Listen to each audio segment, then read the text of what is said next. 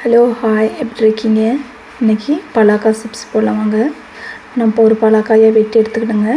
வெட்டி எடுத்து பலா சோலையில் இந்த மாதிரி நம்ம ஒன்று ஒன்றா தனியாக பிரித்து எடுத்துக்கலாங்க.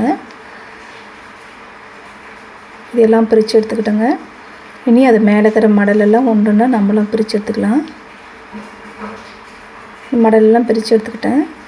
இனி இதை கட் பண்ணி உள்ளே இருக்கிற பலாக்கொட்டை எடுத்துகிட்டு நம்ம சிறுசாக சிப்ஸுக்கு ஆகிற சைஸுக்கு நம்ம கட் பண்ணிக்கலாங்க. இங்கே உரை போடுவாங்க விரலுக்கு, நான் உரை இல்லை, அப்படியே கட் பண்ணிக்கிறேன். இந்த மாதிரி எல்லா பலாக்காயும் நாம் கட் பண்ணி எடுத்துக்கலாம். பலாக்காய் சீசன் வரும்போது நமக்கு தேவையான சிப்ஸு இது நாம்ளே உண்டாக்கலாங்க நம்ம வீட்டிலங்க. இங்கே 2 விதமான பலாக்காய் இருக்குங்க. ஒன்று வரிக்கை சக்கா, ஒன்று பழச்சக்கான்னு. இது பழச்சக்கா தாங்க. பழச்சக்கா அதிகமாக யாரும் சாப்பிட மாட்டாங்க, அதனால் அந்த மாதிரி சிப்ஸ் போட்டு வச்சுப்பாங்க. பலாக்காயோட அடித்தண்டு நீ கட் பண்ணிக்காங்க. மாதிரி சிறுசாக கட் பண்ணி நான் எல்லாத்தையும் எடுத்துக்கிறேங்க சிப்ஸுக்கு.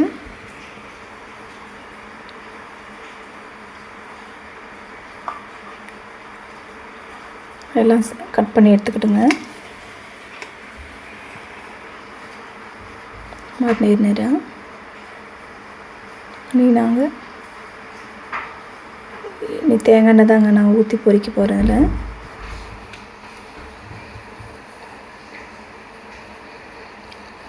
தண்ணி எடுத்து வச்சுக்கிறேன். 1/4 கிளாஸ் தண்ணி, அதில் ஒரு 3/4 கிளாஸ் 1/2 கிளாஸ் உப்பு போட்டுக்கிறேன் ஸ்பூனு.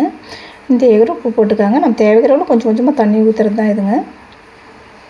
எண்ணெய் காஞ்சிடுச்சு. இனி கொஞ்சமாக ஃபஸ்ட்டு கொஞ்சம் போட்டு எடுத்துக்கலாம். நான் கொஞ்சமாக போடுறேங்க ஃபஸ்ட்டு.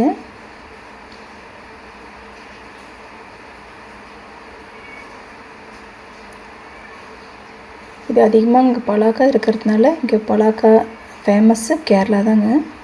இங்கே அதிகமாக பலாக்காய் இருக்கும், எல்லார் வீட்லேயும் இருக்குங்க. அதான் சிப்ஸ் போட்டு வச்சுப்பாங்க. கொஞ்சம் ப்ரௌன் கலர் ஆனதும் அந்த உப்பு தண்ணி கொஞ்சம் ஊற்றிக்கலாம். அதை திருப்பி விட்டு ஒரு 2 செகண்ட் ஆனதும் எடுத்துக்கலாம். இப்போ திரும்ப 2வது நான் போட போகிறேன். இப்போ கொஞ்சம் அதிகமாக போட்டுக்கிறேன். போட்டு நாம் கொஞ்சம் கலக்கி விட்டுனே இருக்கலாங்க. இல்லாட்டி ஒரு பக்கம் வெந்தும் ஒரு பக்கம் வேகாது போயிடும். இது மொறுமொறுன்னு வரத்துக்கு வேண்டிட்டு இந்த நிதானம் வந்துடுச்சுன்னா கொஞ்சம் உப்பு தண்ணி ஊற்றிக்கலாங்க. இதில்